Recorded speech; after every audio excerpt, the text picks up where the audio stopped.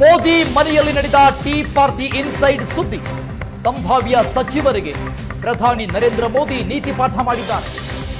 ಈ ಚಹಾ ಕೂಟದಲ್ಲಿ ಮಂತ್ರಿಗಳಿಗೆ ಪ್ರಧಾನಿ ಮೋದಿ ಕೆಲವೊಂದಿಷ್ಟು ಸಲಹೆಗಳನ್ನು ಕೊಟ್ಟಿದ್ದಾರೆ.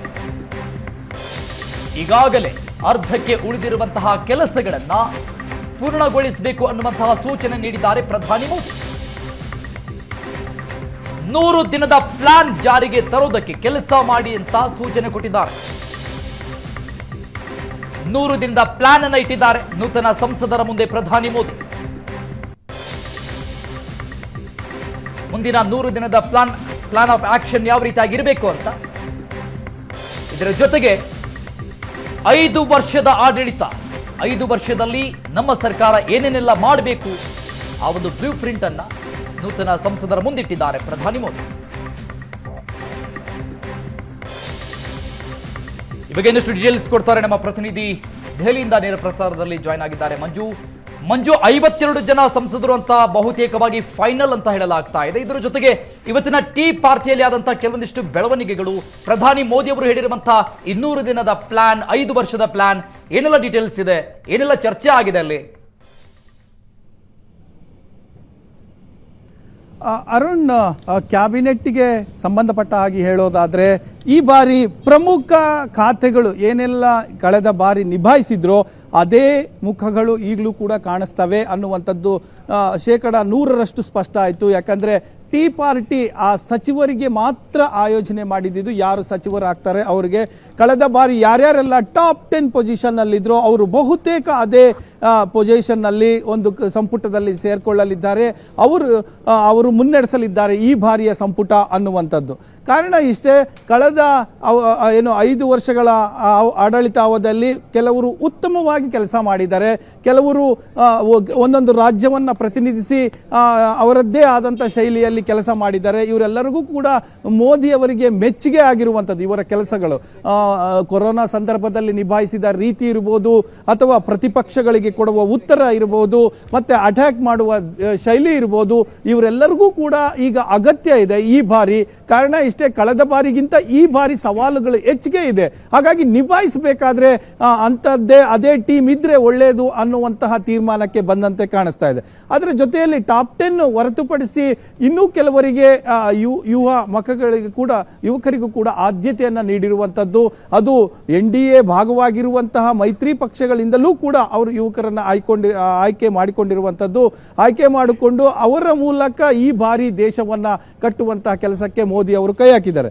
ಸೊ ಹಾಗಾಗಿ ಸುಮಾರು 50ರಿಂದ 52 ಸಂಸದರು ಈಗ ಮೋದಿ ಅವರ ಸಂಪುಟದಲ್ಲಿ ಇರ್ತಾರೆ ಅನ್ನುವಂಥದ್ದು ಖಾತ್ರಿಯಾಗಿರುವಂಥದ್ದು.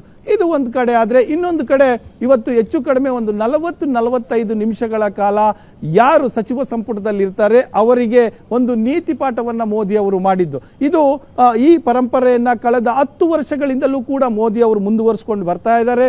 ಕಾರಣ ಇಷ್ಟೇ, ಒಬ್ಬ ನಾಯಕ ತನ್ನ ಟೀಮನ್ನು ಕಟ್ಟಿಕೊಳ್ಳಬೇಕಾದ್ರೆ ಅವರಿಗೆ ಒಂದು ತನ್ನ ಉದ್ದೇಶವನ್ನು ಸ್ಪಷ್ಟಪಡಿಸಬೇಕಾಗತ್ತೆ, ಮತ್ತು ಆತನ ಬ್ಲೂ ಪ್ರಿಂಟ್ ಹೇಳಬೇಕಾಗತ್ತೆ. ಸೊ ಹಾಗಾಗಿ 2047 ತನಕ ಇರುವಂತಹ ದೂರದೃಷ್ಟಿ ಇರುವಂತಹ ಒಂದು ಬ್ಲೂ ಪ್ರಿಂಟ್ ರೆಡಿಯಾಗಿದೆ.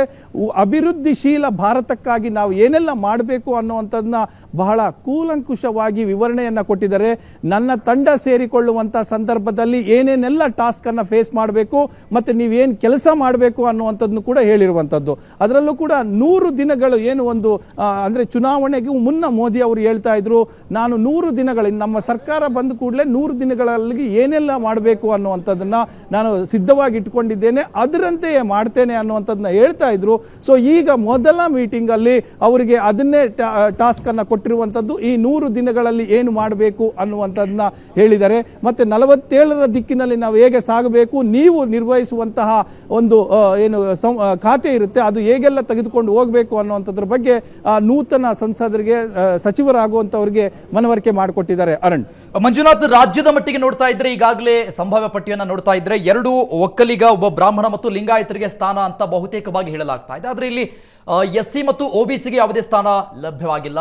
ಸೆಕೆಂಡ್ ಟರ್ಮ್ನಲ್ಲಿ ಇದಾಗತ್ತಾ? ಆ ಬಗ್ಗೆ ಚರ್ಚೆ ಆಗತ್ತಾ? ಬಹುತೇಕ ಕಾರಣ ಇಷ್ಟೇ. ಕಳೆದ ಬಾರಿಯ ನೀವು ಸಚಿವ ಸಂಪುಟವನ್ನು ನೋಡ್ಬೋದು, ಪೂರ್ತಿಯಾಗಿ 47 ಜನಕ್ಕೆ OBC ಅವರಿಗೆ ಅವಕಾಶ ಮಾಡಿಕೊಟ್ಟಿತ್ತು ಕಳೆದ ಬಾರಿಯ ಸಚಿವ ಸಂಪುಟ, ಅಂದರೆ 2ನೇ ಸಚಿವ ಸಂಪುಟದ ವಿಸ್ತರಣೆಯಲ್ಲಿ. ಅದೇ ರೀತಿ ಒಬ್ಬೊಬ್ಬರಿಗೆ ಒಂದೊಂದು ಸಾರಿ ಅವಕಾಶ ಮಾಡಿಕೊಡುವಂತಹ ತೀರ್ಮಾನ ಮಾಡಿದ ರೀತಿಯಲ್ಲಿ ಕಾಣಿಸ್ತಾ ಇದೆ. ಈ ಸರಿ ಏನು ಅಂತಂದರೆ ಲಿಂಗಾಯತರು ಮತ್ತು ಒಕ್ಕಲಿಗರು, ಅಂದರೆ ಕರ್ನಾಟಕದಲ್ಲಿ ಪ್ರಾಬಲ್ಯ ಇರುವಂಥ ಜಾತಿ, ಅವರಿಗೆ ಕೊಟ್ಟು ಒಂದು ಸಂತೈಸುವಂಥ ಕೆಲಸ ಆಗಿದೆ. ಆದರೆ ಏನು ಯಾರು ನಮಗೆ ಒಂದು ರೀತಿಯಲ್ಲಿ ಇದು ಇನ್ನೊಂದು ಮೆಸೇಜ್ ಕೂಡ ಕೊಡುತ್ತೆ ಅಂತಲೇ ಹೇಳ್ಬೋದು. ಯಾರು ನಮಗೆ ಮತ ಹಾಕಿದ್ದಾರೆ ಅವರು ಕೈ ಹಿಡಿದಿದ್ದೇವೆ ಅನ್ನುವಂತಹ ಒಂದು ಸಂದೇಶವಾ ಇದು ಅನ್ನುವಂಥ ಪ್ರಶ್ನೆ ಕೂಡ ಮೂಡಬಹುದು. ಯಾಕಂದರೆ ಅವರ ಆಯ್ಕೆ ಹಿಂದೆ, ಅಂದರೆ ಇಂಥವ್ರದ್ದೇ ಆಯ್ಕೆ ಹಿಂದೆ ಅದನ್ನು ಕಾಣಿಸುತ್ತೆ ನೇರವಾಗಿಯೂ ಕೂಡ. ಸೊ ಆ ಹಿನ್ನೆಲೆಯಲ್ಲಿ ಇವತ್ತು ಆಯ್ಕೆ ಮಾಡಿದ್ದಾರೆ ಅಂತ ಕಾಣಿಸ್ತಾ ಇದೆ. ಥ್ಯಾಂಕ್ ಯು ಮಂಜು ಎಲ್ಲ ಡೀಟೇಲ್ಸ್ಗೆ.